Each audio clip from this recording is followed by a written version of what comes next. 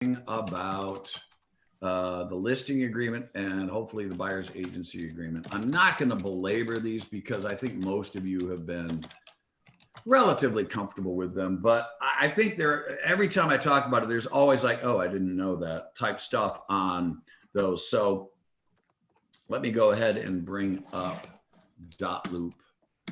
Michelle, why can't Teams be this easy? I don't know.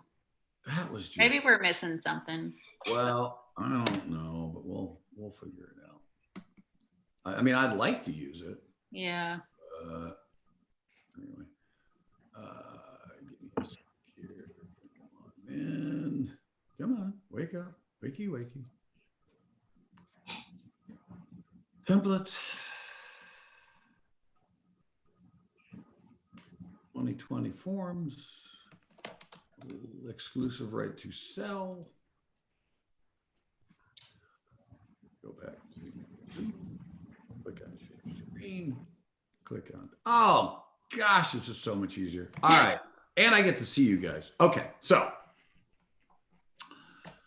again, remember the listing agreement, just like the buyer's agency agreement, is with the firm, not with you. Now, why is that significant? Well, there's a couple of reasons that's significant in all seriousness. Let's say, for example, that Emily has the listing. So she's got the listing agreement and Scott has the buyer. Scott's a buyer's agent and Emily is the listing agent. And Scott's client wants to see Emily's listing and they like it and they want to write an offer. Well, that means then that the firm is now representing both a buyer and a seller in the same transaction, which means the firm is dual. We are representing two clients. We are married to both of them. And we have to treat them both fairly and equally, which means as a firm, we cannot give advice and counsel to either one. However, Scott is designated to represent the buyer and Emily is designated to represent the seller. But since everybody else at Wilson Realty represents who Wilson Realty represents, then since Wilson Realty is dual, so too is everybody at the firm. In other words, we are all on the tightrope and we can't sway one way or the other to help the buyers or sellers. The only two people off of the tightrope is Scott, who's representing the buyer, and Emily, who's representing the seller, where they can give advice and counsel. This is why this is important to remember. Now, I don't think this will ever happen, but it could theoretically. Michelle knows Emily's client. Michelle knows the seller. Michelle doesn't like the seller for whatever reason. The seller's a jerk. And Michelle knows juicy information about the seller. Michelle knows that the seller has to be in Florida quickly. Michelle knows that they're in financial trouble and they got to sell the house quickly. Things that are personal or confidential. If Michelle doesn't understand that she represents who the firm represents, and since the firm's dual, she's dual, even though she's not involved in the transaction, she might run to Scott and say, hey, Scott, tell your buyer that the seller's got to move quickly because they're in financial trouble, and also that they're a jerk, and also that they got to be in Florida, right? And then Scott would tell his client and give the buyer an advantage. But Michelle can't do that because Michelle represents who the firm represents. And since the firm's dual, and has to treat both clients fairly and equally, so too does Michelle, even though she's not involved in the transaction. So these are exclusive listing agreements, exclusive buyer's agency agreements. They belong to the firm. They belong to the firm. Now, to put your minds at ease, we have not that you'll ever leave, but we do have a policy that says if you leave, take all, you brought the listing in, you get to take it with you. You brought the buyer, you get to take them with you. Some firms don't have that. Some firms say, no, that's our listing. We keep it. You want to leave, that's fine, but you don't get to take the listing with you. So this is an exclusive right to sell, which means only Wilson Realty has the right to sell this property, which means that even if the seller sells the house, they still pay us our commission, because we have the exclusive right to sell this property. It's entered between, and you'll want to enter all of the seller's names. Even if only one person is on, if they say, well, the property belongs to me. Are you married? Yeah, but she's not on the title. She still has to sign it because she has a marital interest. All sellers have to sign. If it's owned by, you know, five brothers and all five brothers are married, then you're going to need 10 signatures, because even if they're separated, they're still married. So you're going to have all signatures of all sellers, which means, as a helpful hint, if you get I should say, when you get a listing appointment and the husband says, well, my wife can't be here, but I'll be here, don't go on that listing appointment. You'll be wasting your time, because you're going to need both their signatures. I learned this one the hard way. I thought I had literally my very first listing. Met with the husband. He loved me. He thought it was great. Filled out the listing agreement. He said, come into the office tomorrow. I'll have my wife sign it. Walked into the office the next morning. She goes, no, I'm going to list our property with my tennis partner. Lost the listing because she wasn't. So if they're not both going to, if all owners aren't there, don't go to the meeting. You'll waste your time, because everybody has to sign. So it's between the seller of the property and the firm. The firm. Can you guys see my mouse, by the way? Can you see me? I can't remember I know what I can do. Hold on. Give me a second here, please. Yeah, there we go. And the firm, right? The individual agent who signs this agreement shall, on behalf of the firm, be primarily responsible for ensuring that the firm's duties hereunder are fulfilled.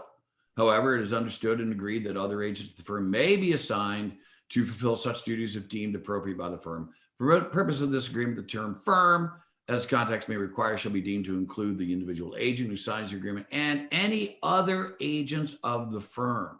Any other agents of the firm. So we're all representing the seller, is what it's basically saying. Not much I want to say here. If you've got somebody that recently died, do not walk to your nearest attorney. Make sure that they've got all the information they need to get a legitimate listing agreement. You don't want somebody to say, well, I'm the heir, let me sign it. Well, maybe you don't have authority. Maybe the will hasn't been executed. So you want to make sure that you've got your ducks in a row as far as estates are concerned. A non-owner spouse should be named as seller, because he or she will be required in most cases to sign the deed to release certain marital rights of the property. Again, this can get pretty complicated, so you definitely want to consult an attorney before you go further on your listing. In consideration for the firm's services and efforts to find the buyer for the property. Again, and I want to kind of emphasize this a little bit, we're not being hired to close the property. We're not being hired to sell the property. We're being hired to find a buyer. And if we find a ready, willing, and able buyer that's willing to meet the seller's terms, the seller's not required to sell their house, but they might owe us our commission, because you hired us to find a ready, willing, and able buyer. We found one. If you don't want to sell it to them, that's fine, but you might owe us our commission. Now, I can tell you the odds of us going after that commission are very small, because the bad press would be over the top, right? I mean, you come to me and say, I found a ready, willing, and able buyer for this house, and the seller now won't sign because they don't want to sell their house. And there's a $20,000 commission. I want you to go after them. And I say, well, tell me about the seller. Well, she's an 84-year-old widow. She's lived in the house with her and her husband for the last 50 years. It's where they raise their children. Anyway, kick her out and let get the commission. I am not going after an 84-year-old widow. I'm just not doing it. So anyway, but theoretically, if we had a ready, willing, and able buyer and the seller decided not to sell their home, we could go after them for the commission. We, by rights, could. We'd have to sue them, but odds are not great on that one. Anyway. Seller represents that as of the effective date, the seller is not or will not be, if the property is currently listed, a party to a listing agreement with any other listing firm regarding the property. Seller also represents the seller has received a copy of the Working Real Estate Agent's brochure and has reviewed it. I really should say with you, but we reviewed it. Remember, it's not good enough to just hand them the brochure. You've got to take them through it. Explaining agency. However you do it, you got to explain agency to them, right? And in addition to that, you got to tell them what your compensation is going to be. You're creating an employment agreement with these people. So because you're creating an employment agreement, it's just like if you were being hired by an employer. They're going to tell you what your salary is. You're going to negotiate your salary. Same thing here. Same thing here. And again, just as a reminder, we have no minimum commission requirements. You charge what you want to charge. Hopefully you're being reasonable, but in other words, you're not charging like 1% all the time. That would kind of stink. But anyway, so make sure you're taking them through that working with real estate agents brochure. And really, you need to do that before you reach first substantial contact. I used to use that right out of the chute, especially with buyers. I would say to them, Mr. and Mrs. Buyer, are you familiar with buying in North Carolina? I really didn't care what their answer was. I was just my launching point to say, we have this thing called working with real estate agents brochure where I can be your buyer's agent. Let me tell you a little bit about buyer's agency. I'll be loyal to you, right? Fiduciary duties, old car. No, by the way, Mr. and Mrs. Buyer, we might go see one of my listings. And in that case, I would be a dual agent representing both you and the seller. Or we might go look at another Wilson Realty listing. In that case, I would be representing you, and another agent at our firm would be representing the seller. Now, please understand, Mr. and Mrs. Buyer, that you do not have to hire me. However, please understand, if you do not hire me, you are considered a buyer customer, caveat emptor. Anything you say can and will be used against you. And that's kind of how I explained it. So it shouldn't take you more than really 30 seconds to explain the brochure. If you are getting into 2 or 3 minutes of brochure explanation, you're probably belaboring something way too long, because you're really talking about 4 things. You're talking about, what are my fiduciary duties to you should you hire me? 5 things. What are my fiduciary duties to you if you hire me? Old car, obedience, loyalty, disclosure, confidentiality, accountability, reasonable skill, care, and diligence. What happens if we go look at one of my listings? Dual. What happens if we go look at one of my firm's listing? Dual, designated. And what happens if you don't hire me? And then the 5th thing is, and this is how much I make. This is my compensation for representing you. Mr. and Mrs. Buyer, I'll seek that compensation from the seller, but if the seller won't compensate me, I can't work for free. So that's your 5 things. It shouldn't take you more than a minute to get through those 5 things. So anyway, if you haven't practiced it, I really encourage you to practice it. Here's what I did when I first got in the business. I stood in front of the mirror and I presented the brochure to myself. It was really awkward. It was weird to talk to yourself in a mirror out loud. But at the end of it, when I finally knew I had it, is when I could look at myself in the mirror and say it and just feel completely comfortable. And I was like, okay, yeah, I like that. I'm going with that. And it worked for me for years. So find what's comfortable for you and then just do it. But you got to practice it. So anyway, the term of this agreement shall begin on its effective date and end at 11:59 p.m. on its expiration date. The effective date should become effective when everybody is signed. The effective date, this agreement has been signed by both seller and firm, or the property is currently listed for sale with another real estate firm. Yes, you can enter into a listing agreement where the seller already has a listing agreement with a different company. You can enter into a listing agreement with that seller. Now, you can't have solicited their business, but if the seller calls you and says, I don't like my real estate agent, I want to list with you, you can go out to their house and list their property. You cannot tell them, you can't give them advice on how to get out of their listing. You can't, and you shouldn't, because you don't know what the penalties are if they get out early. That firm could have a penalty if the listing is terminated before the expiration date. So you don't know that because you don't know what their listing agreement says. So you can't give them advice and counsel on that, but you can, if they reach out to you, you can say, I cannot start the listing with you right now, but I can, if you'd like, come out and get the paperwork finished so that when your listing expires, then you can list with me. Now, again, Expires in this case is a little bit loosey, because if what it really means is when that listing officially expires, definite start, definite stop. But if they fire the other agent, and that agent and that other firm, and it's really the firm they're firing, lets them go, then basically they're expired. And so you could start your listing. But you can enter a listing. You are allowed to enter into a listing agreement with someone, even if they're currently listed with another firm. Here's my advice to you, though.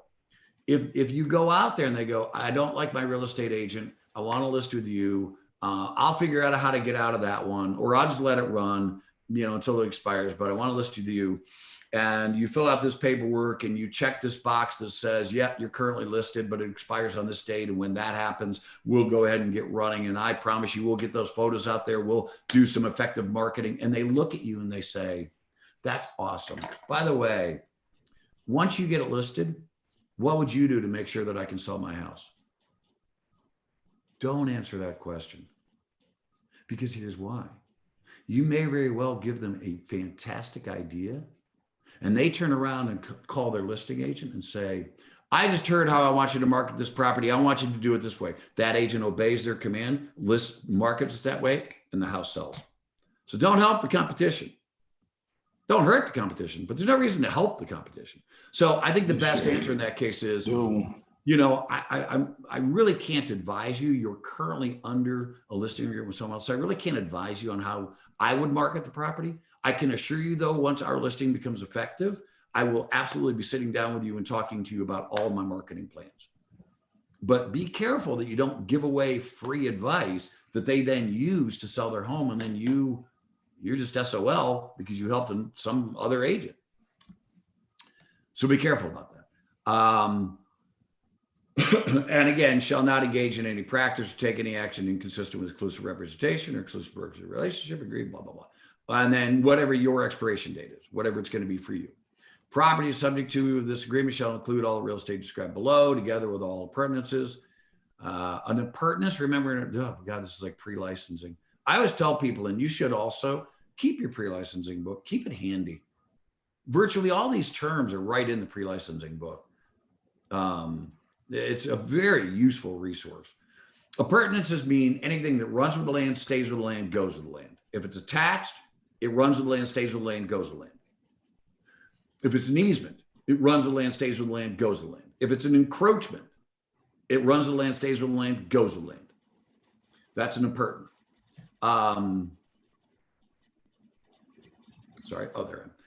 Including the improvements located thereon, and the fixtures and personal property. Again, fixtures are things that are attached. Well, what I say in pre-licensing is if you could take the house, turn it upside down and shake it like a salt shaker, whatever falls out, that's personal property. Whatever stays attached is considered a fixture and runs with the land, stays with the land, goes with the land. So if the seller wants to take the chandelier with them hanging in the dining room, best thing they should do is get it out of there before they even list the property, so the buyer doesn't even know it exists. Because unless it is accepted in the offer to purchase contract, unless the seller puts in the offer to purchase contract that the chandelier does not convey to the buyer, then the seller cannot take it with them. The buyer has a right to get that chandelier because it's affixed. And vice versa, on personal property, if the seller says, yeah, I'm willing to leave the washer and dryer, that's fine. And you advertise that in the MLS, washer and dryer included. If it's not in the offer to purchase contract that the washer and dryer are included, then even though it was in the listing agreement that personal property will convey, even though you advertise in the MLS that the washer and dryer will convey, the seller's under no obligation to convey the washer and dryer. None, zero, zip. The buyer will lose in every single courtroom. And if you are their buyer's agent, most likely you will be buying a washer and dryer because you assumed that because it was advertised in the MLS, the buyer automatically gets it. The buyer only gets the personal property if it's listed in the offer to purchase a contract, because that's the only document that matters between the buyer and the seller. The listing agreement is between us, the firm, and the seller. We're not buying the property. Really, the listing of the washer and dryer in the listing agreement is simply FYI, I plan to convey the washer and dryer. But I'm under no obligation to do so if it's not listed in the offer to purchase a contract. So make sure you're clear on that. And vice versa. If the seller says, when you're walking around the seller on that listing appointment, and they say, I want to take the chandelier with me, I want to take the built-in speakers with me, you better be listing those out on the listing agreement. But you as a listing agent better make sure that when that offer comes in, that you put on that offer to purchase the fixtures that do not convey. In addition to listing them in the MLS, that the chandelier does not convey, the built-in speakers don't convey, you better make sure that it's listed as an exception on the offer to purchase. Because if it's not, and the seller takes those items with them, then the buyer has a stronger argument to tell the seller, you got to bring those items back. So make sure that you are clear on what items stay and what items go. And the only document that matters is the offer to purchase a contract. That's the only document that matters. If it's not there, it doesn't exist, regardless of what you advertised in the MLS. Questions on there? Or are we good? That's a critical one. I was on the phone the other day with Eric, I won't say his last name, a former student of mine from 20 years ago. And he calls me every once in a while when he's got one of those weird questions. And he blew it. He made a mistake. He's been in the business for 20 years. And he goes, I didn't put the washer, dryer, and refrigerator. I said, you're going to be buying a washer, dryer, and refrigerator. He goes, yeah, but they advertised the MLS. I said, it doesn't matter. You didn't put it on the offer to purchase contract. You represent the buyer. You didn't put the personal property to convey washer, dryer, and refrigerator. Sellers are no obligation to convey the washer, dryer, and refrigerator. It's the only document that matters. He goes, I knew that. I just wanted to verify. I'm like, yep. So how much was your commission? He's like, 7,000. I'm like, well, that'll buy our washer, dryer, and refrigerator. So be careful. Assume nothing. And again, if it's advertised, that doesn't mean squat. It has to be in the offer to purchase contract. I cannot emphasize that enough. Street address, city, county, that's known as an informal address. Informal. You want to have the legal address in there.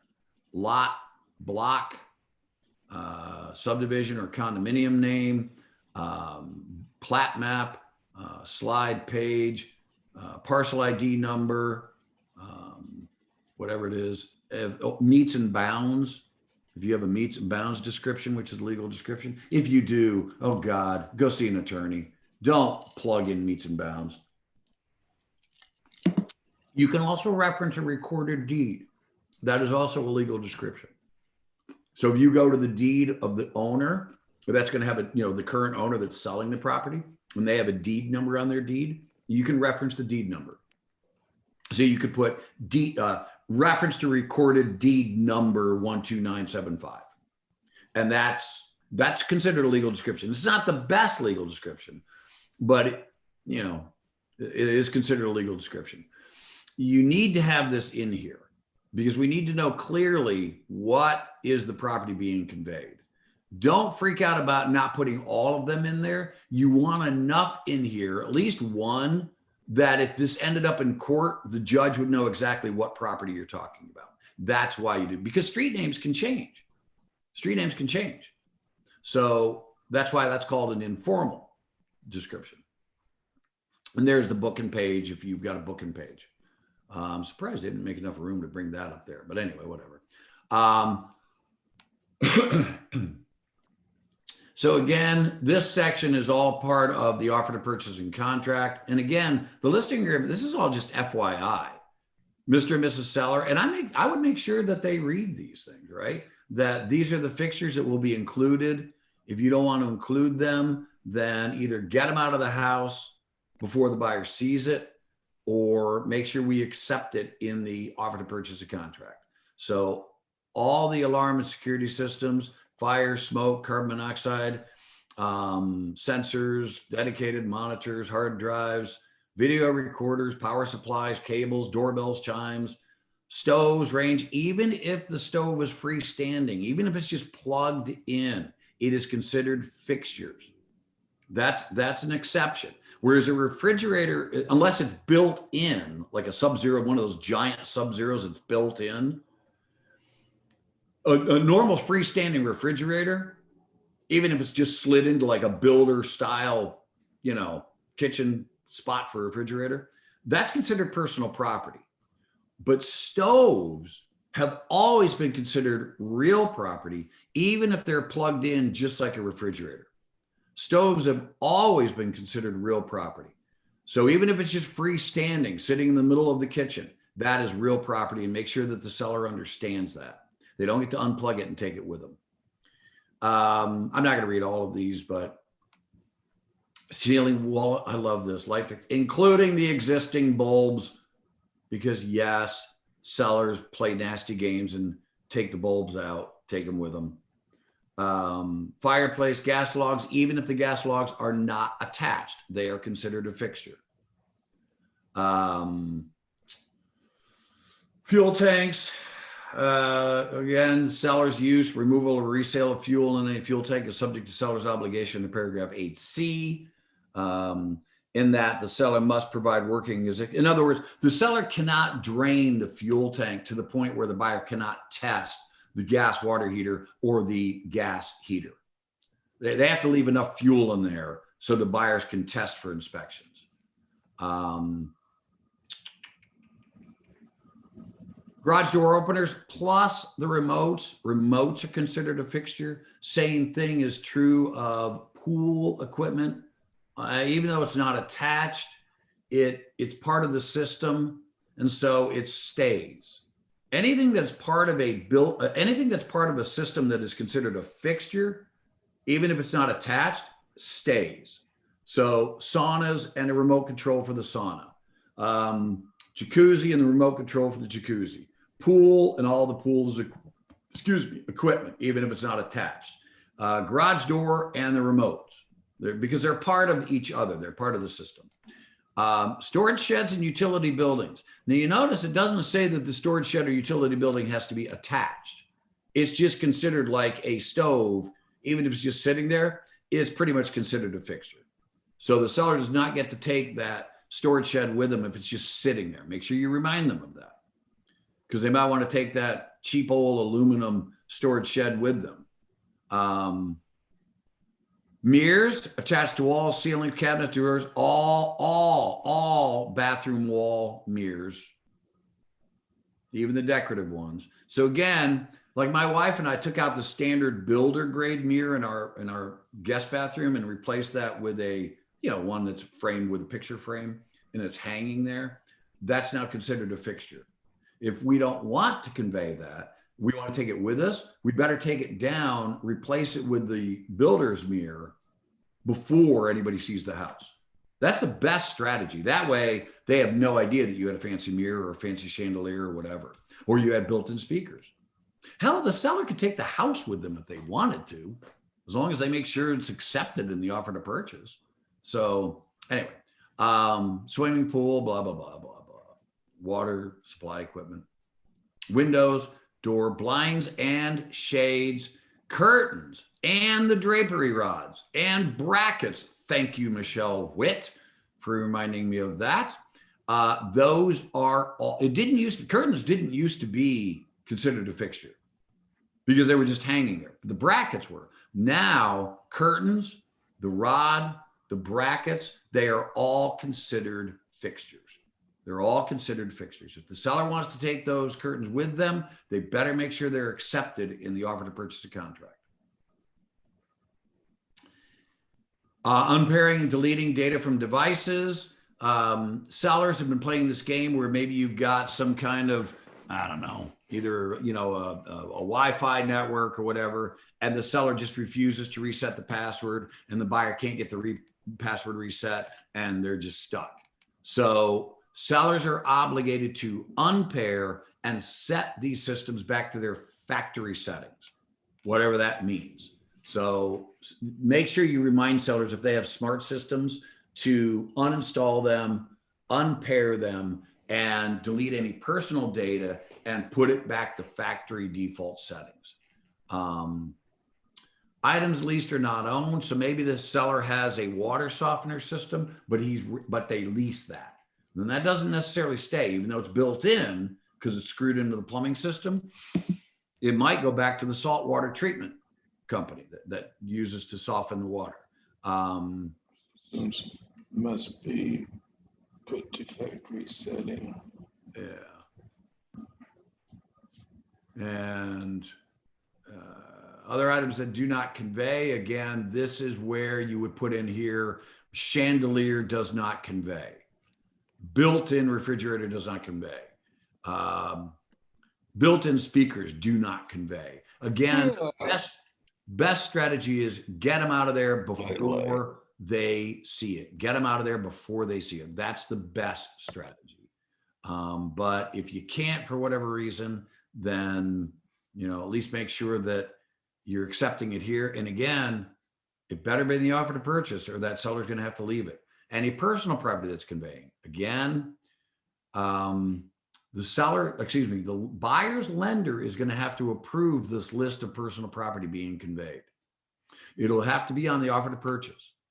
Things like washer, dryer, and refrigerator, usually lenders don't care. You start getting a whole bunch of personal property in there or big ticket items, then that might affect the collateral that's been pledged for the loan. Because the problem for the lender is the buyer's buying the home for $100,000. The problem is, though, as part of that sale, because it was listed here and listed in the offer to purchase, as part of the sale, what became, quote, real property was the $10,000 tractor that the buyer had the seller throw in as personal property.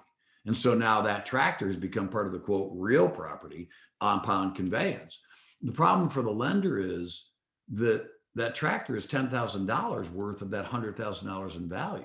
So if the buyer defaults on the property and they drive off the property with the tractor, there goes $10,000 of the lender's collateral. So lenders are going to have to approve what personal property gets conveyed. So be careful. If that buyer starts getting into a pretty good sized list of things, you're going to want to have that buyer talk to their lender to make sure the lender's okay with it before the buyer gets obligated to the offer to purchase. Otherwise, they might enter the offer to purchase only to find out that the lender says, no, you can't have the tractor. We're not going to make that part of this deal. You're going to have to buy that outside of the transaction. And you can't, because your cash that you have on hand is going to get screwed up and you won't qualify for the loan. So coordinate those things with the lender if you need to. But again, this is just simply telling us, the firm, what personal property will convey so that we can then put that into the, oh, shoot, I didn't want to do that. So that we can then put that into the listing or into the MLS. Michelle, how do I get rid of this? How do I get rid of this blue box? Press, hold on, let me exit. If you press the, I did it. I don't know what I did, but I did it. Okay. Home warranty. You guys doing home warranties? I think I asked this before. Some were, some weren't. Seller agrees or does not agree to get a home warranty. They're not as great as they used to be. They used to be great because these companies, homeowner warranty companies, were trying to get established in North Carolina. So they were like giving policies out for like candy. They were paying claims, no questions asked. I mean, seller bought one during the listing period. The seller bought one. It was like, whatever it was then, $125. The core heat exchanger in his furnace cracked. It was like a $1,000 unit. They came out, replaced it for $125 based on the policy you got. So they don't do it anymore. Not so great anymore, but they're not terrible. I'll tell you what I always like. I always like to say, here's what I used to say to sellers. If you got the offer that you wanted, would you be okay if the buyer wanted the washer, dryer, refrigerator, and a home warranty? Yeah, it might cost you $345 for $500 for a home warranty. Would you be okay if you got what you were asking? Yeah. What? All they want is a washer, dryer, and refrigerator? And home? Yeah, sure. Why not? Cool. Let's go ahead and advertise it that way because it will give us some bargaining chips. Right? It'll give us some bargaining chips because we're not obligating ourselves to do those things. We're just simply offering those things. And if they come in with a crappy offer and they still want those things, we might say, well, we'll agree to your crappy offer, but we're not going to include the washer, dryer, refrigerator, and home warranty. So it gives us some bargaining power. So that's how I used to pitch it, because you're not obligated to get any of this stuff. And oh, by the way, Mr. Seller, if you do agree to get the home warranty and you agree to pay for that at closing, or somebody agrees to pay for it at settlement, then you are covered during the listing period. And so there are certain items that you'll be covered. So if something breaks, if Murphy's Law kicks in and your garbage disposal breaks during the listing period, you'll be covered. And they'll come out and replace your garbage disposal. So there's some advantages to you too during the listing period. What is the listing price? How are they going to pay? Be careful. Don't just check all of them just because there's a checkbox there. Remember FHA and VA? There are, especially on VA, there might be certain fees that the buyer can't pay that the seller has to pay.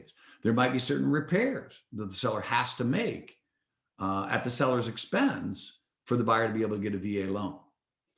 Also, if they're getting like an FHA loan, if the house doesn't appraise, the appraisal comes in lower and the buyer walks away, well, that appraisal is going to get entered into a national database and it's going to be good for, do you remember, Michelle, is it 3 months or 6? I think it's 3 months. FHA is 4 months now. Oh, now it's 4 months? Okay, thank you, Michelle. So that's going to get put into a database. So if another buyer comes along wanting to get an FHA loan, then that appraiser for the new buyer is going to be required to use that old appraisal number, which already said we didn't appraise. So be careful about what you're selecting because, you know, there might be some unintended consequences if the seller is, you know, okay with an FHA or VA loan, you know. And the last thing you want to do is check FHA, VA, USDA, conventional loan assumption, right? And then a buyer's agent shows the property, writes up the offer, only then to find out that the seller doesn't want a VA loan because they don't want to make repairs. And that's just going to tick off the buyer's agent and the buyer because they're going to be like, well, then why did you advertise VA loans if the seller's not going to be willing to accept them? So make sure you have that discussion with them. Give them the advantages and disadvantages. For the most part, and I'm going to let you guys talk about this because you're out there on a daily basis, but for the most part, I think it's probably fine to, you know, to select cash, FHA, VA, conventional. I don't know how many sellers are doing loan assumptions, but I will say this, that's coming because I was talking with Len Elder the other day and a buyer got a VA loan, 2.125% assumable VA loan, a 30-year fixed rate loan at 2.125%. That's friggin' free money. You watch interest rates start climbing over the next 10 years, and they will. They're going to start climbing slowly, but they will. Once the economy really recovers and COVID is behind us and the stimulus package gets passed, which it will, and it should, it has to, in my opinion.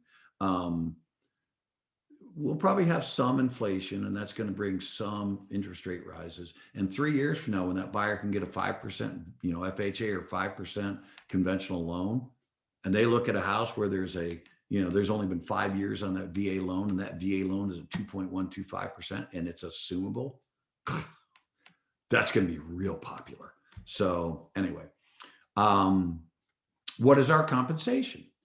And this is where you put it. Now, this is the total amount you put in. The total amount you put in, whether you're charging 6%, 7%, 8%, 12%, 4%, whatever you're putting in there, or a flat fee. We don't really do flat fees, but I'm not saying no, you couldn't, but just, I would ask if you want to do something other than a normal percentage, just call me so we're on the same page as what you're trying to accomplish.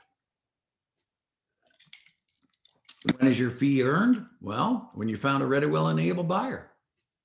They don't have to sell the house, but you did your job. Now, the odds are we're not going to go after them, but you could. If the property is sold, optioned, exchanged, conveyed, or transferred to the seller agrees during the term of this agreement or any renewal hereof to sell, option, exchange, convey, or transfer the property at any price and upon any terms whatsoever. Or, okay, so this is saying, if after the listing expires, Mr. and Mrs. Seller, you do a for sale by owner.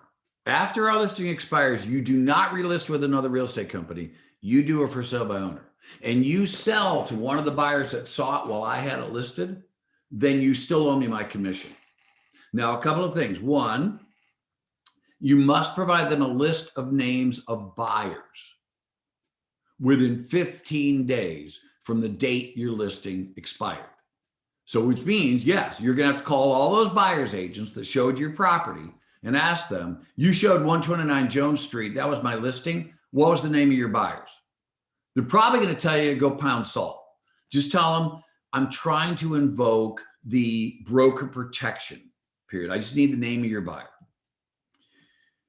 You have to provide that list of names of buyers to the seller, and you have to do that within 15 days. And then if within X days after the expiration date of this listing, the seller sells directly to the buyer, then they still owe you the commission. Again, we have to sue them. And I'm just going to warn you, we probably are not. It's probably the bad press that it will create will probably not be worth it, because they will trash the firm. They will trash you in every social media post that they can find. And, I used to say to people, because I used to get people, well, when should I sue them? It's like, when you can make enough money to get out of the business and stay out of the business for about a year, because it's going to take you a year to recover from the bad press that the seller's going to give you.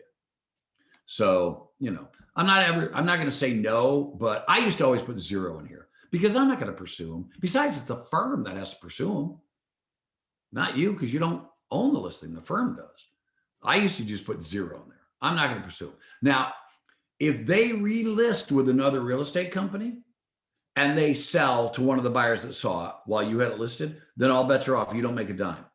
This is not here to protect us personally. This is here to protect our industry. So we don't have unscrupulous sellers saying, hey, buyer, come here. My listing expires in 2 weeks.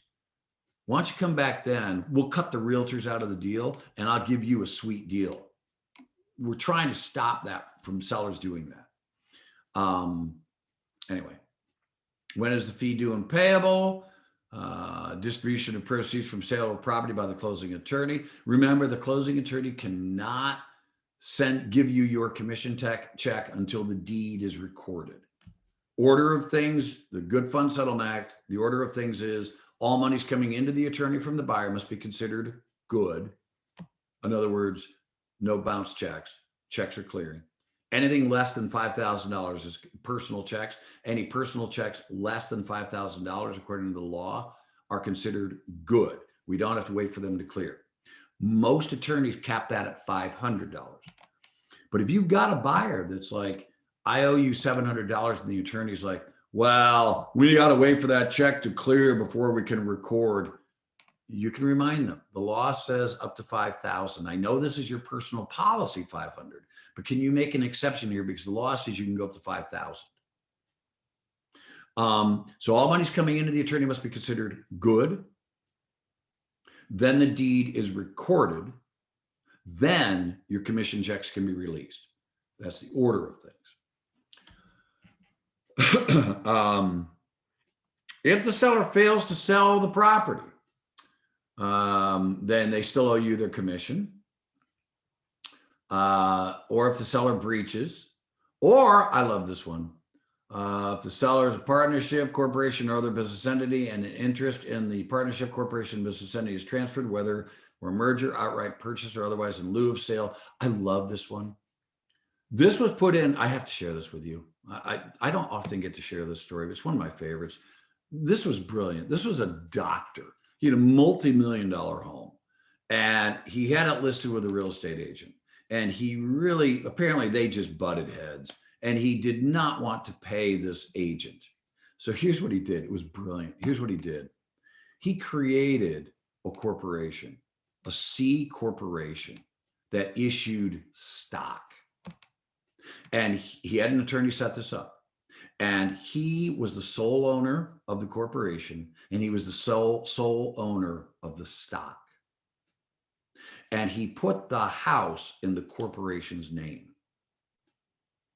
And in fact, he put everything in the corporation. Well, not everything. He put the house in the corporation's name. And when a buyer came along and said, I want to buy your house, he said to the buyer, don't buy my house. Buy the stock of my corporation. And by buying the stock of my corporation, which we will value at the value of the house, you buy the stock in my corporation, you will own what the corporation owns. And since the only asset that the corporation owns is the house, you will then get the house. So they did that. The listing agent sued and said, you owe me my commission. To which the seller said, no, I don't. I didn't sell real property. I sold stock in a corporation, and you are not a Series 6 or 63 stockbroker, so you have no right to get any commission collected from the sale of stock. And the courts agreed with the owner. And so they added this statement to say, and oh, by the way, Mr. and Mrs. Seller, if you want to play a game by throwing your house into a corporation and then selling the stock of the corporation and not the actual real estate, you still owe your commission. That, and I just thought, how brilliant. That was just brilliant. It was evil, but it was brilliant. If any additional corporation incentive, bonus, rebate, or other valuable consideration is offered by the firm, seller will permit firm to receive it in addition to the fee. Firm shall timely disclose the promise or expectation. This isn't so much true on the seller side, but this additional compensation can be really true on the buyer's side, because you might be showing the buyer a new construction home and that builder is throwing in a $500 bonus. You have to disclose to your buyer client, whether oral or whether you have an oral buyer's client agreement or a written buyer's agency agreement, you have to disclose to the buyer the bonus. If the buyer's agency agreement's in writing, you have to use Form 770, which is the bonus form. If your buyer's agency agreement is still oral, well, first of all, you can't present an offer on the buyer's behalf unless you have a written buyer's agency agreement, but you can disclose the bonus to the buyer orally, but before you submit the offer, you better get Form 770 to disclose the bonus that you're going to get. It is required. Can you give the buyer client the bonus? Sure, if you want to. If you want to, you don't have to. But say this though, make sure, although not a lot of people are offering bonuses right now because it's such a strong seller's market, but markets turn. So don't be surprised if in the future they aren't offering bonuses. Here's what you need to tell the buyer if they say, can I have the bonus? Mr. and Mrs. Buyer, and it's your decision. It's your business. It's your decision. If you want to give it to them, fine. If you don't, fine. I support, either way, I support you. But tell them this, if you want to give it to them, I am more than happy to share my bonus with you. However, please understand, I can only do it with the permission of your lender. So we need to talk to your lender before I can share the bonus with you. If you don't have that conversation and then the lender says, no, you can't have the bonus, you're really going to tick them off because you said that they could have the bonus. And now you're going to have to renege on that because the lender said you can't give them the bonus because it screws up for their qualifying ratios. And you cannot do this. Well, I'll just write you a check after closing. That's illegal. That's loan fraud. You can't do that.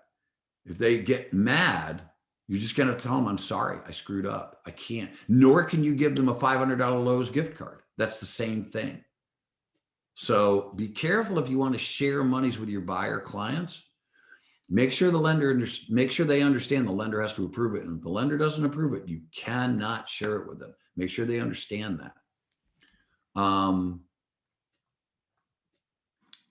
Attorney fees. Firm is the prevailing party in any legal proceeding brought the firm against the seller to recover any or all fees. Then the firm shall be entitled to recover from seller reasonable attorney. So in other words, if we sue the seller for the commission and we win, we also can collect from the seller not only our commission, but we can also collect our attorney fees and court costs. We're just probably not going to do it. It would have to be an awfully large commission for us to go after them. And oh, by the way, if they didn't sell their house, where's that commission money going to come from? They're going to have it in their savings account. And if they don't, well, you can sue them and win. But if they don't have the money, they don't have the money. So, and then we did the total compensation up here. We did the total compensation up here. And then this is how it's going to be split out. Now, we do not cooperate with sub-agents. These are people that are not with our firm. These are agents at other firms that have a buyer customer. The buyer refused buyer's agency, either orally or in writing. Virtually all firms do not allow their agents to work with buyer customers. But if you get an agent out there that works for Remax or Keller Williams or whatever, and they call you and they say, I've got an offer on your property. It's from a buyer customer. They refused to sign a buyer's agency agreement. Then this is what we will compensate sub-agents. And every time, since we don't allow agents to be sub-agents of our firms, we don't allow agents to have a buyer customer and present an offer to our firm. We don't allow that. The compensation you need to put in this field is 0. We do not compensate sub-agents. In fact, if you look in the MLS, I'll bet you 99.9% of the listings in there have 0 in the sub-agent field. We don't want the liability. That's why we want 0. So if they can't get that buyer customer to agree to buyer's agency for just this house, which you can do, they could say to the buyer, just let me be your buyer's agent in writing for just this listing. And most firms are going to tell them if they won't even do that, you got to let them go, because most firms will not allow their agents to work with buyer customers. We don't allow our agents to work with buyer customers. There's no reason we can't get a buyer customer to become a client, even if it's just for a day for an individual property. There's no reason we shouldn't be able to get them signed up. If they are a buyer's agent, then we will compensate them here, whatever that is. Now, you might charge 7% or 8% and only give the buyer's agent 2%, which means Wilson Realty keeps 6%, buyer's agent at the other firm gets 2%. This is not discussing what happens if Wilson Realty sells it. This field right here has nothing to do with what happens inside of Wilson Realty. This is only what we pay cooperating firms, buyer's agents. Remember, agent is the firm. What we pay cooperating firms that are members of our MLS, what we're going to pay them. That buyer's agent will have no idea what you charge the seller until you get to settlement and they see your commission. So you can work with the seller as to whatever you want to offer. I've been seeing that this is trending downward. I think in general now, buyer's agents are getting like 2.5%. Is that what you guys are seeing?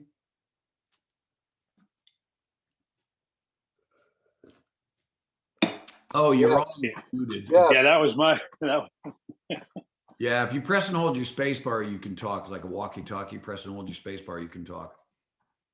yeah, my most recent listing was 2.5. Yeah. Are there any other questions while I'm stopping? Just to press and hold your space bar and you can talk. Okay, well, we'll keep going. I don't think we'll ever check this third box. This would be if there's some other compensation we're going to offer some firm for some unique situation.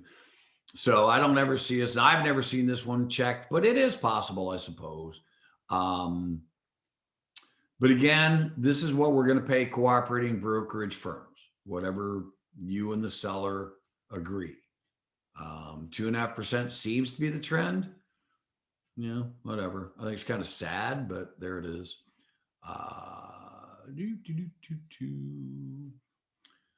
We must present to you all offers. Mr. Seller, we're going to present to you all offers. Even if you tell us not to present an offer, we're going to present it to you. Make sure they understand that. Even if they don't show me any offers less than 150,000. I don't have time for I have to present all offers to you. So just make sure they understand that. If you get a text, you got to present that offer. If you get a phone call, you got to present that offer. Did I do that? Who did that? Who just drew green lines on here? Michelle, was that you? Did you do that? No. Where did these green lines come from? That's weird. Anyway, our best efforts, we're going to do our best effort to find the buyer, disclose. What the heck? That is bizarre. Disclose material terms of offer. Seller acknowledges that real estate are prohibited from rules from disclosing the price This one actually comes into play quite a bit right now because we're getting a lot of multiple offers. Remember, you have to have the seller's permission. You have to have the seller's permission to reveal to buyers agents that they are in a multiple offer environment. You have to have the seller's permission to tell buyers agents that they're in a multiple offer environment. Get it in writing from the seller. Text, email, it says, I have your permission to reveal that there are multiple offers. Is that correct? Yes, you do. Okay, cool. And again, if you tell one buyer's agent they're in a multiple offer environment, you have to tell all the buyer's agents. However, you need the buyer's permission to reveal the contents of the offer. So if your seller says, hey, I see here, I'm sitting here on multiple offers and I'm looking at this buyer, I like a lot of it. And I like this other offer. I'll tell you what, why don't you tell this buyer what this buyer offered and see if we can get this buyer to come up higher. You better tell the seller, I have to have this buyer's permission. I can tell this other buyer that there is another offer, but I have to have the buyer's permission to reveal what their offer is. Well, just tell them, I can't, Mr. Seller. I have to have the buyer's permission to reveal the contents of their offer. So just make sure you remember that. Also, make sure the seller understands that you have to disclose material facts. You have to disclose material facts. Can the seller disclose the contents of the offer without permission? Oh man, that is such an awesome point. Technically, yes, there's nothing stopping a seller from calling a buyer directly and saying, I like your offer, but this other offer says this, so I want you to meet that and I'll sell it to you, or beat it and I'll sell it. There's nothing, but I would not encourage them to do that. I would not even suggest that they can do that. But Scott, you're exactly right. By law, there's nothing from stopping the seller from doing that, but we can't. And I don't think you want to open that can of worms because it could create a mess. Thanks. Yeah, no, that's a great question. Thank you. Again, we got to disclose material facts, even if the seller doesn't want us to, right? We got to disclose material facts, even if the seller doesn't want us to. Seller further acknowledges that we're real estate professionals. We're not inspectors. We're not structural engineers. We're not tax advisors. Make sure that you give the seller that professional services disclosure agreement, which says these are the things that I recommend. It's not as applicable for the seller, but they should still get a sample copy of it. And also, again, as part of the listing, I've said this before, but I'll say it again. You also have to give them a copy of a sample offer to purchase contract. Here's what I strongly recommend with you that you do for them is say to them, as part of my services to you, we are going to have a post-listing follow-up meeting. After I get the listing in the MLS, after I've written the ad copy, after I've taken the pictures, I'm going to come back and we're going to sit down to make sure you're okay with the pictures, you're okay with the ad copy, and answer any questions you've got regarding the offer to purchase contract. Here's a sample copy of the offer to purchase contract. I would like you, as part of your homework assignment, Mr. and Mrs. Seller, this is how I used to say it, to read this and highlight anything that you've got questions on. And when we come back for the post-listing appointment, I will be happy to sit down and talk with you about the offer to purchase a contract.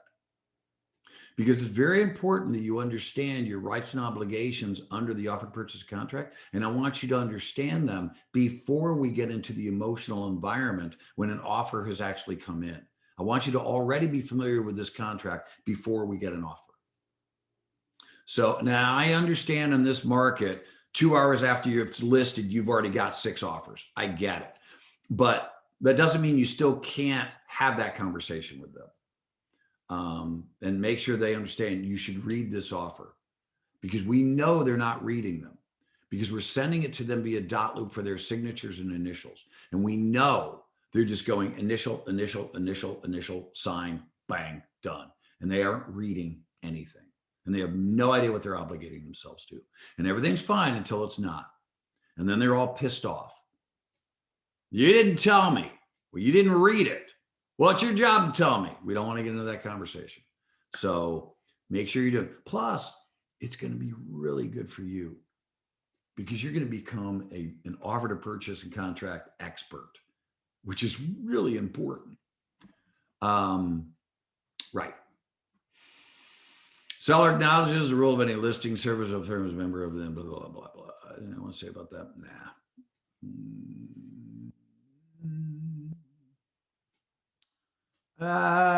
Anything else I want to say? By the way, remember earlier it said that we can list the property upon the expiration date, right? Right? When it expires on. Well, what if the seller doesn't know when it expires on? What if they don't know when it expires? You can call that listing firm and say, I need a copy of your listing agreement because I need to see when your listing expires. I need to see when your listing expires. Because it says, where was I? Seller acknowledges that the rules of any listing service of which firm is a member or in which any of firm's agents participate may obligate firm to provide a copy of this agreement to any such listing service at its request. And seller consents to firm providing a copy of this agreement in the event of any, I'm sorry, to the service. However, you do have a right to know when their listing expires. And so if the seller doesn't know, you can call that listing agent. They're not going to be happy, but you can call them and say, I've entered into a listing agreement upon the expiration date of your listing, which by right, I have the right to do. I did not solicit the seller. They called me. I need to know when your listing expires. And they have an obligation. Of course, it's in the MLS too, so you can look that way too. Their fair housing stuff, which they've just changed, which is good. It's now going to include gender identity, LGBTQ. And so we're going to have to change everything. No more fresh corn. I don't know what we're going to call it. That we're going to submit this to the MLS.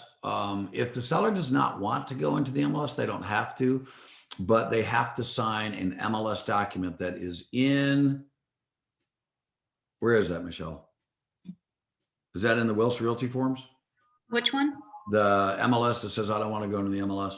Oh, it should be. I think it's in the Wilson Realty template. Yeah. So anyway, we got a form there, and then you need to provide it to the MLS, because not all sellers are going to want to go into the MLS. Maybe they don't want to. Also, remember that from the date you get the listing, the effective date you get the listing, you've got 24 hours to get it in the MLS. So make sure you stay true to that. This firm authorized to start marketing the property on the effective date or at some future date. Michelle, do you want to talk about coming soon and all that crap? What's going on? What are the rules there? What's going on? So we actually talked about it yesterday on the MLS class, that coming soon, you can put it in for up to 21 days prior to going active. But I know most of these people were on yesterday, but basically it doesn't accumulate days on market until it goes active, but sight unseen, we're getting a lot of offers still for sight unseen while it's under coming soon. You can advertise as far as like the property, but you can't advertise showings. Like you can't do any showings. It has to be sight unseen, stuff like that. Do the ads have to say coming soon? Yes.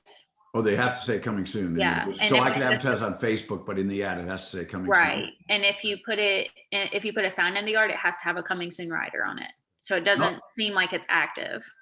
So you can make an offer. You just can't see the house. Yeah, correct. Okay. And also remember, guys, any advertising that you do on that property, whether it's a coming soon ad or not, whether it's social media or not, wherever you're advertising your listings, it has to include the firm's name. You can't post something on Facebook where that ad does not include Wilson Realty. That's not Wilson Realty's policy. That's the Real Estate Commission's rules. It's called a blind ad if you don't include the firm's name. So make sure you're including the firm's name. And Michelle, they said you also have to make sure your sellers know that they're not supposed to show the house to anybody either during that time, right? Yeah, yeah. So the agent nor the seller can show the house. That's correct. Thank you, Scott. Gosh. Boy, that's a weird one. I can't wait for a seller to sue on that one. How do you prevent a seller from showing their own? Well, because if they have a listing agreement with you, then technically you are the one representing them and they're not doing it for sale by owner. I understand that. I understand that. I But if get they have a neighbor that wants to come look at the house or something, they're gonna let them in. Well, you know what I'm going to do, Scott? I cannot show you this house, but I would love for you guys to come over for dinner the other night. I love having dinner guests. Why don't you come over and have dinner with my wife and I? So it's I don't think they could stop people from risk. having dinner together. So I don't know. That's a scary one. That's a lawsuit waiting to happen for me. But anyway, that's the rule. That's the rule. So let's make sure that the seller understands that Mr. Seller, you can't show the house either. But gosh, with all the sight unseen offers that are coming in, who cares? Yeah. Okay. So not much else I want to say about that. Michelle, was there anything else that you wanted to say about that, or? No, it can just get tricky. So, I mean, if you guys have a coming soon, please don't hesitate to reach out. You can always, if it gets to a point where there's a lot of activity coming your way with questions about that property, if the seller feels comfortable, you can always turn it active before that coming soon ends. If they're like, hey, there's like 6 people wanting to show this house already. So would you be willing to make it active like 3 days sooner or whatever your time frame is? That's allowed. So don't think you have to just do that time frame. You can change that active date if need be. Yeah, I like that. That's a good idea. And then what are you authorized to do? Make sure you check this stuff. Don't forget and be careful, right? If you don't want to do open houses, don't check it. Because, don't just check. If you're not going to do an open house, you don't want to do an open house, don't check it. And it might be that you say you're going to do an open house, but by the time that gets around, they're already under contract because you had 12 offers in the first day. But be careful about what you're committing yourself to do, because you might not want to do those things, right? Do you want to advertise in a magazine? Well, that can cost a lot of money. So, and again, I know the seller is authorizing our firm to do that, but if the seller authorizes you to advertise, they may expect you to advertise. So do be careful about what you're committing yourself to do. And again, if they authorize you to do signs, open houses, advertisement, just understand that they might also then expect you to do these things. So tread a little bit cautiously in this area. Are you going to put a lockbox on the property? Again, don't be putting lock boxes, put super keys. Do not use tumblers. They are allowed, but do not use tumblers because you don't know who's coming and going. That's a great thing about the super key. You know exactly what agent came in, how long they were there, when they left, all that stuff.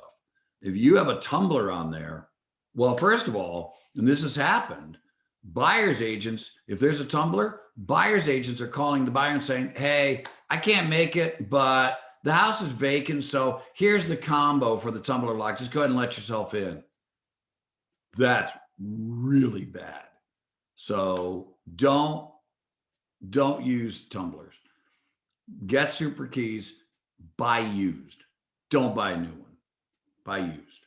Harry, is the super key authorized by checking that lockbox box also? Yeah.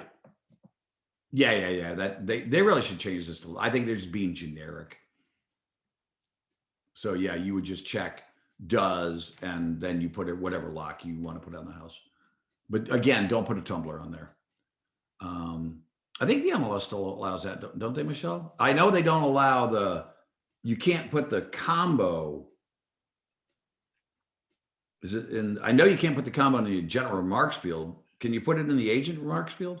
No, you can't put combos at all. It has to go through showing time. Showing to time. get a combo. Which was just bought by Zillow. Mm-hmm. That's going to be funky.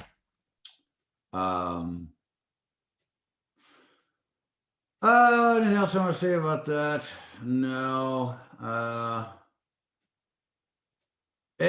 will say this in this section. If your seller's like, I want you at every showing, I don't trust buyer's agent, you need to have a conversation with them and tell them, look, I understand that you might want me there at the showing, but understand this. We're trying to get buyers in your house because the more buyers we can get into your house, the more likely we're going to get an offer.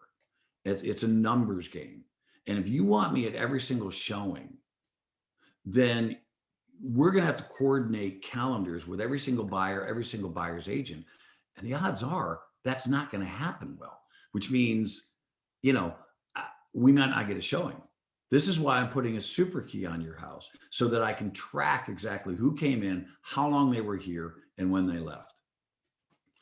While this is on my mind, understand that although sellers can video buyers in their house, they can have video cameras.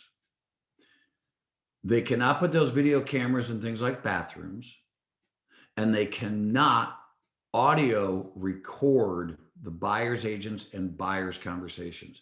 That is not commission rule. That is North Carolina law.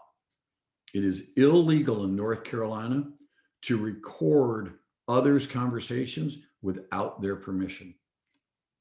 If you are a part of the conversation, you can record that conversation. You don't need the other party's permission because you are a part of the conversation.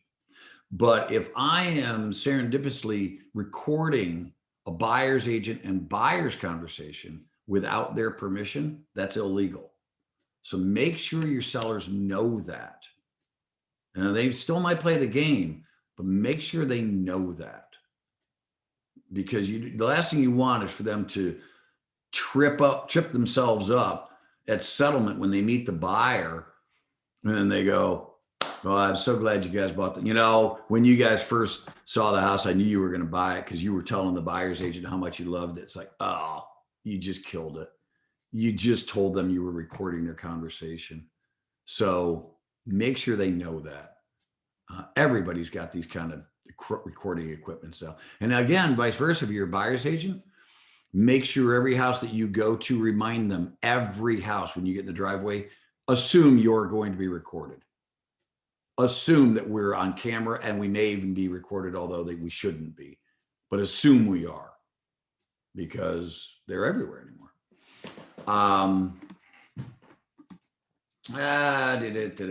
Once it's out on the internet, good luck. So be careful what pictures you're taking.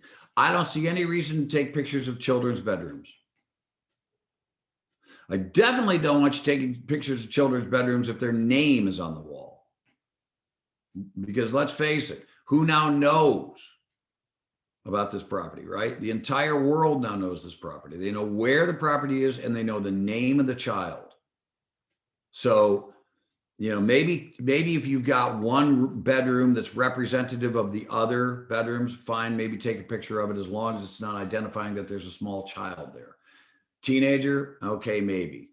But really be careful and be cognizant of the fact that when you take these pictures of the property, they're going out on the internet and the entire world is now going to see what's inside that seller's home, who lives there. So be careful. If there's a alarm code on the wall, be careful you're not taking pictures where they can see where the alarm system is. You really want to be careful about your pictures. Don't just be out there taking pictures left and right and going, it'll be on. Be careful. Think it through. Just think through. Seller should keep cash jewelry, keep those things, especially far. God, I walked into the house when I was representing a buyer. We walked into the master bedroom, and there on the master bedroom's bed was a pile of pornographic magazine and a handgun. I don't know what's going on in here. I don't want to know what's going on. We did not buy the house. Or I should say the buyer didn't buy the house. We left. It was weird. Anyway, medications are the number one thing stolen in open houses. So make sure your seller understands that, and they should hide their medications, prescription drugs, or Sudafed, anything that can make meth and all that crap. Know what you want to say there. Here's talking about listen to, record, and oral. It's not maybe a crime. It is a crime. Office exclusive. So this is where they would check to say, I don't want to go into the MLS. I want you, the firm, to have sole exclusive ability to sell. And again, you might have a seller that does not want the world. Maybe it's Michael Jordan. He's moving and he doesn't want the world to know that he's moving. So he wants to keep it quiet. Not much else I want to say about there. Earnest money. This is the one that trips everybody up. So earnest money. If the buyer breaches contract, buyer and seller are under contract for the buyer to buy the home and the buyer breaches. After the due diligence period window closes, then the buyer decides to walk away and the seller says, your $10,000 earnest money check is mine because you breached contract.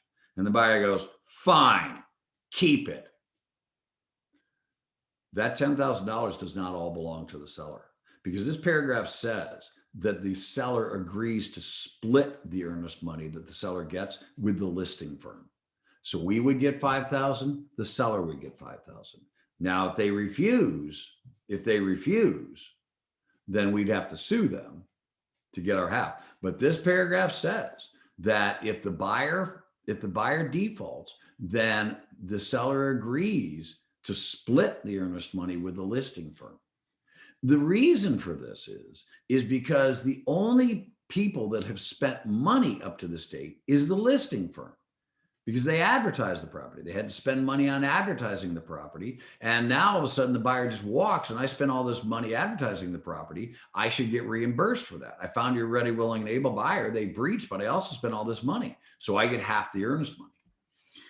I don't think we're ever going to support this. I don't think we're ever going to be in a position where this is going to be an issue. I've had a couple of times in the past where the buyer breached and the seller kept the earnest money, $500. I'm not going after a seller for a loss of $250. You keep it, right? I think you all would agree. So, but that is what that paragraph says. Flood hazard, disclosure insurance. Is the seller located in a flood zone or not? Is it covered with synthetic stucco, exterior insulating finishing system? That's what EFIS means. Exterior insulating finishing system, synthetic stucco. Still a lot of houses out there.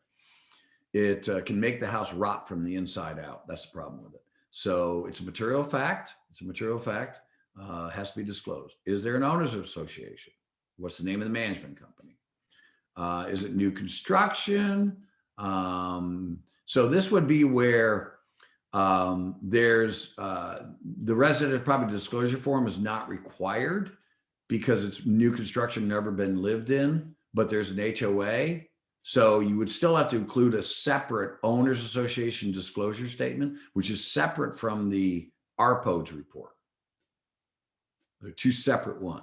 So if the house is exempt from the residential property disclosure, but there is an HOA, then you still have to include the HOA disclosure. Seller authorizes and directs the owners association to release all this crap. Is there a termite bond? Is it transferable or not? Hopefully the sellers had a termite bond, where they get annual treatments from like Terminex or somebody like that, where they can produce a termite letter. Seller represents that they've owned it for a year, less than a year. They don't yet own it. I hate that. They don't yet own it, but that's possible. You've given them sample copies of the offer to purchase, sample copies of the professional services disclosure. What's the lender's name? How much do they owe? They think, lender's phone. The attorney's going to need this information because they're going to need to get the seller's loan payoff information. So I've had sellers in the past, so I'm not going to tell you that. Just tell them it's because when we get to settlement, the attorney's going to need to contact your lender to find out what your loan payoff is so you can pay off your loan at closing. And you can tell them, if you don't want to give it to me, that's fine. If they're like all up in arms and they don't want to share this information, like they don't want to share the balance, that's fine. Can you give me at least the name of the lender and the phone number? And so I can give that to the attorney. If they don't even want to do that, can you at least give me the lender's name? And then let the attorney deal with the seller as far as why they need that information. Not critical that you have a listing appointment. It'd be nice. You definitely want to know how much they owe because you need to know whether what you're going to sell the house for is going to cover what they owe, right? Seller's current on all their payments. Seller's not in default. Remember, if the seller's behind in mortgage payments, that's not a material fact. You do not have to reveal that the seller's 4 months behind in mortgage payments. The clock is ticking. They better sell their house quick. Maybe in a short sale situation, but it's not a material fact if they're behind in their mortgage payments. It only becomes a material fact when the bank files a notice of default at the clerk of court. Then it becomes a material fact. If they are doing a short sale, that is a material fact. Buyers have a right to know short sales. There's no liens on the property, no mechanics liens, what they call, mechanics or materialmen's liens on the property. There's no unpaid taxes. If there are, seller's going to be obligated to do those things. There's no judgments against the sellers. The seller doesn't owe somebody money. They're not declaring bankruptcy. There's no UCC filings, yada, yada. Seller has not declared bankruptcy. If the seller has declared bankruptcy, you're pretty much done because the seller's lost the rights to call the shots. If they're in bankruptcy, it's going to be the courts that decide what happens to their house. If there's any leases, access, seller represents the property as legal right of way. If the access is private, seller further represents that there is or is not an agreement to maintain the private roads. I will tell you this, if that is a private road and they do not have a written private road maintenance agreement, I would hazard to guess that 9 out of 10 lenders are not going to make the loan because they're afraid that the road's not going to be maintained. So if that's a private road, make sure they have a written private road maintenance agreement. If they don't, still take the listing, but understand that it's going to be a tough row, and that is a material fact. You're going to have to disclose that there is no road maintenance agreement, which is going to kill your showings. So, any questions? If the buyer is purchasing it and there's a lease, then the buyer is purchasing it subject to the lease. Because just because you sell a rental property and now you have a new owner, doesn't mean that new owner can just kick the tenant out. That lease agreement is still in effect. That tenant still has rights. Best of the seller's knowledge, an FHA appraisal has not been performed there it is, Michelle, 4 months prior to the effective date. Any special assessments confirmed or proposed, again, seller pays for confirmed, buyer pays for proposed. Is this a manufacturing home? If it's a manufactured home, make sure that at the Department of Motor Vehicles, that they've gotten a certificate of a fixture, that they've turned that mobile home into a fixture. And they'll have to get the VIN number and also make sure that it is in fact attached to the property. Is the fuel tanks owned, not owned, blah, blah, blah, blah, blah. What are the seller's duties? They provide the firm with the Residence Property Owners Association disclosure statement. They can say, yes, I know of a problem. No, I do not know of a problem, or no representation. I'm not saying I have a problem. But if it's a material fact, you have to disclose. Mineral and gas rights, the MOG report, same thing. Lead-based paint pre-1978. They're gonna have to fill out the lead-based paint addendum. Any home built prior to 1978, even if it's been fully updated. If the bones of that home are pre-1978, better pull out that lead-based paint disclosure. Any restrictive covenants affecting the property. These can go beyond HOAs. These can be like a deed restriction that a previous owner put on the property.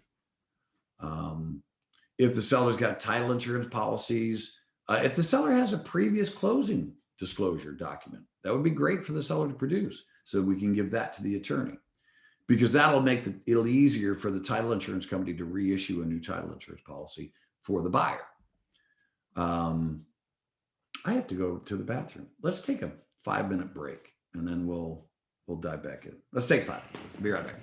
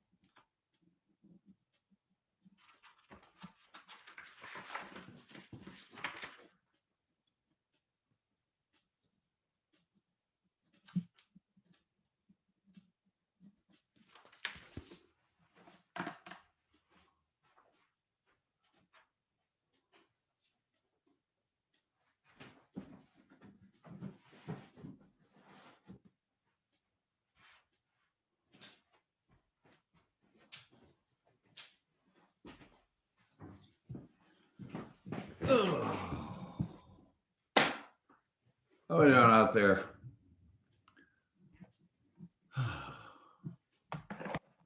I don't know if this is what you guys want or not. Hopefully it is. It's really important that we know these contracts, but I'm happy to go in whatever direction you guys want.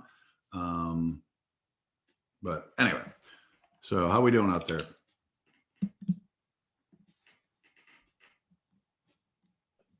Doing well, thanks.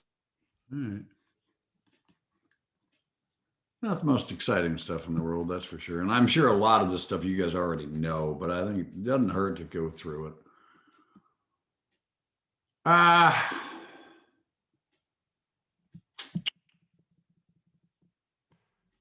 Okay. Not much I want to say here. This is just things that the seller's agreeing that they'll release if they have it. This one, general warranty deed. I wouldn't spend a lot of time on this. But this is the greatest protection for the buyer, because what it's saying is, I will protect you forever. And in North Carolina, forever is 30 years from any claims on this property that were not discovered during the title search period. The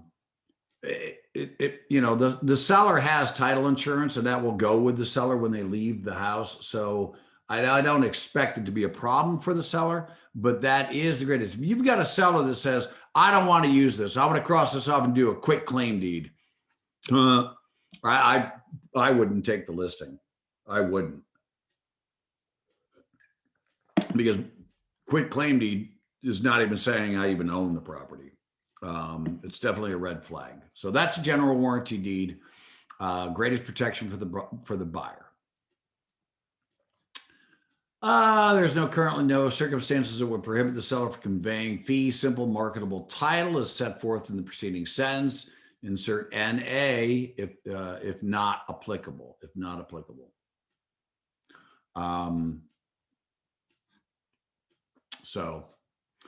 If any sale of property is a short sale, then we're going to need Form 104 as an addendum, which is the short sale addendum.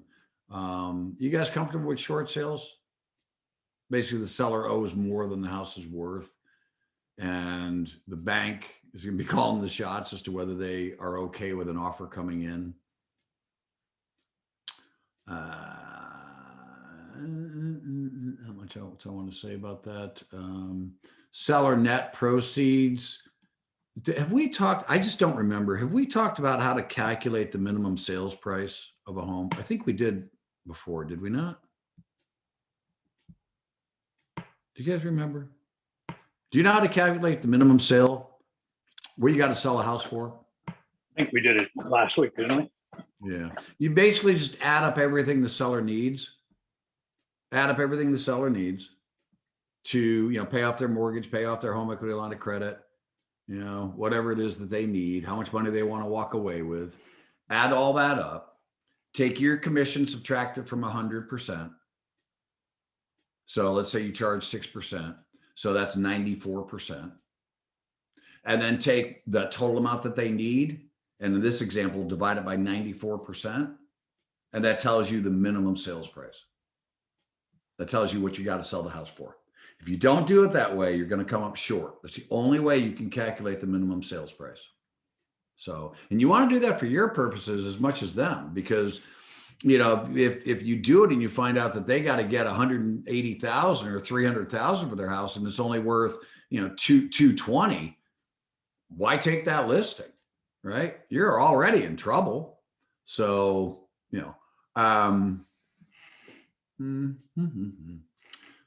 Well, we did talk about a lien agent before. I don't think you're ever, the only time you would get into a lien agent, honestly, is either the seller doesn't yet, well, no, that wouldn't work. Maybe if it was like a $20 million listing and they were some foreign investor that owned the property, then they'd have to designate a lien agent, right? If the project was, over 30,000 or something. But I think 99.9999% of the time, you're never going to have to worry about this paragraph. Are you telling your sellers to get a pre-home inspection? In other words, to a pre-sale home inspection, pre-listing home inspection, sorry, where they go and get an inspection before they put the home on the market? Are you guys recommending they do that?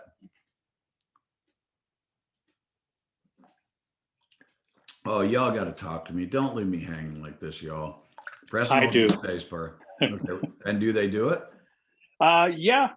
My last listing, well, not listing before last. The most recent one was an anomaly, but the last one prior to this one, I recommended it, and I also recommended replacing the roof on the structure, and they did that too, which I was kind of surprised that they would do all that, but they did. So, yeah. What about the rest of you? Yeah, y'all are gonna leave me hanging. That's fine. I think you should recommend that they have an inspection done, because the problem is, if you think about it, even in this environment, offers come in and then they negotiate, and the seller, now the buyer and the seller are under contract. That's one time they negotiate, but now they're going to negotiate again, because now that they're under contract, the buyer's going to want repairs. The problem is if the seller didn't have a home inspection, then they don't know what repairs they got, because they might not realize that they've got issues in the crawl space, or they got issues in the attic, or they've got rotted wood, or they got, a roof that's about to, go, or whatever. So, they negotiated a price, they negotiated the terms, and now they got to negotiate again, only then to discover they got, $8,000 worth of repairs they weren't aware of because they didn't have a home inspection done. And the problem is they go, well, I can't afford to do that, or I don't want to do that. And now the buyer walks, and now you got a material fact on your hands. Now you're going to have to tell the seller, I got to go tell the world that you got standing water in your crawl space because you didn't want to get a home inspection and you didn't know that you had it. And had you known it, we could have probably built the repairs into the price of the home when we went to sell it. But now you got a material fact on your hand that you can't afford to repair. So to me, it makes no sense for a seller to not spend a little bit of money to make sure that they understand what's going on in their house before they sell it. It's literally like playing 5-card stud in poker, but the dealer only gave you 4 of your 5 cards, and you're supposed to make bets on that. Why you wouldn't want to have a home inspection, I can't imagine. So, but I want to check. I want to make sure people are out there. Can I make one comment, Terry? Yeah, go ahead, please. No, so what I've seen too is you go in, the house goes under contract, the buyer does the inspection, and then they wound up walking, and then the house is back on market, and then the seller doesn't update the residential disclosure form, and they don't make it a material fact. Yeah, or worse. Thank you. That's a great point, Bob. Or worse, and this could really happen, where the seller on the residential property disclosure report said no all the way down the line. Uh-huh. And now, because the buyer had an inspection, now they know you better make sure they redo that property disclosure form, because they can't say no anymore, because now they do know they have a problem. They could say no representation, but if your seller said no, and then the buyer came in, did an inspection, only then to find out that the heat pump is shot, you better make sure that seller updates their RPODS report, because if they say no, well, they know now. And so now they can be held liable for that. So very good point, Bob. Thank you very much. That's Yes, a great sir. point. I don't remember where I left off. Dual designated. Oh, the following additional terms and conditions. I can't imagine you'll ever. Oh, well, let me back up for a minute here. Photographs and other materials, as I said, that's all going to be out on the internet. It's, so we want to be careful about what we're doing. We also have the right to reproduce things as needed to get the property marketed. If there's any additional terms and conditions, you could say, if I sell your house in 3 weeks, I get a bonus. If I sell, or whatever, that's where you would put that. Or, hey, I'm going to dance on the street corner with a sign and wear a clown suit until your house sells. And that's what you would write in there. Dual, if the firm is a dual agent, that means we represent both the buyer and the seller in the same transaction. So they would, and this is really, really important. This is really important. You should always make sure your seller initials dual. Seller authorizes the firm to act as a dual agent. And the third one, seller authorizes the firm to act as designated. This middle one, they should never designate that. In fact, Michelle, didn't we used to have this where that was not a fillable field?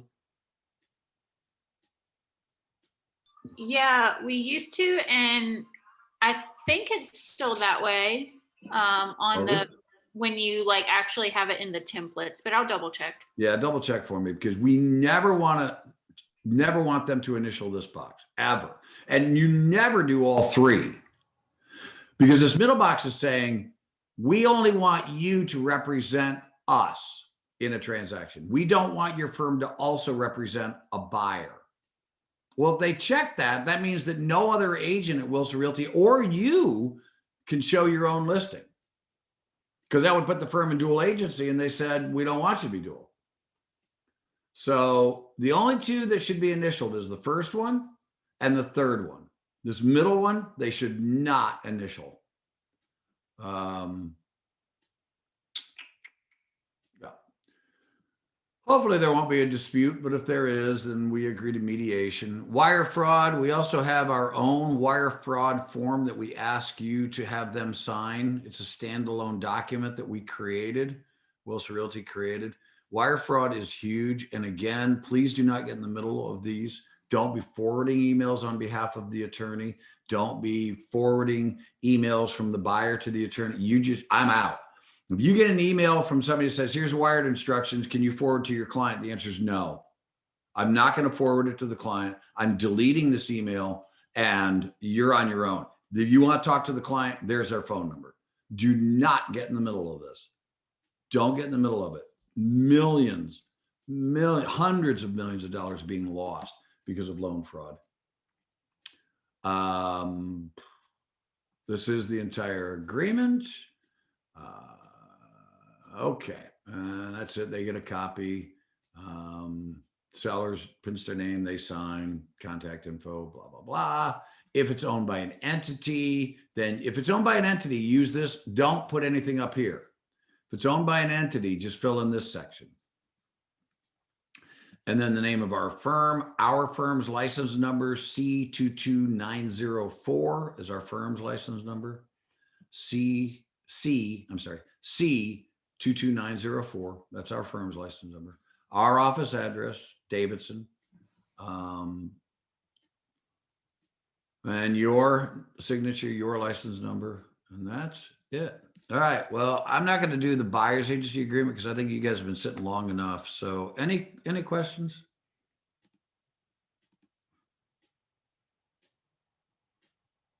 Y'all are making me feel lonely. All right, guys. Well, have a great day. I will Yeah, talk to you just later. remember, next week we have the lender at the meeting. So if you have questions for the lender, please let me know or just come prepared to ask questions. And then we'll do the buyer agency agreement after that. All right, guys. We'll talk to you later. Bye. Sounds good. Have a nice weekend, everybody. Hasta la pasta. Bye, Bob.